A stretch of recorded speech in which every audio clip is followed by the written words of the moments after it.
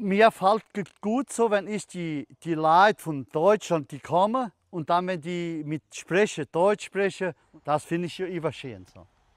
Überschön bedeutet, das, was richtig schön ist. Weißt du, was schön ist? Das kann übergehen. Wie das Wasser über das Glas. Das ist überschön.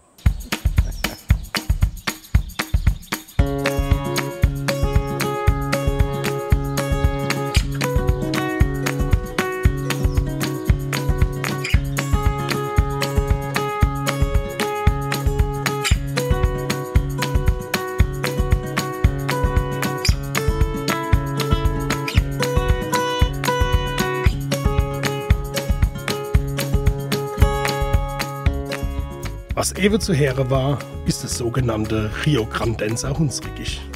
Es ist der am weitesten verbreitete deutsche Dialekt Südamerikas. Er wird heute noch von über 2 Millionen Menschen gesprochen. Die meisten davon waren Nachfahren von der Auswanderer aus dem heidischen Rheinland-Pfalz. Dank der Medienförderung Rheinland-Pfalz hatte man bereits die Gelegenheit, auf eine Recherchereise zu gehen und zahlreiche Kontakte zu knüpfen. Nun planen wir, uns im Herbst auf eine dokumentarische Spurensuche zu begeben. Denn die Spruch ist nicht das Einzigste, was sich bis heute dort erhalten hat.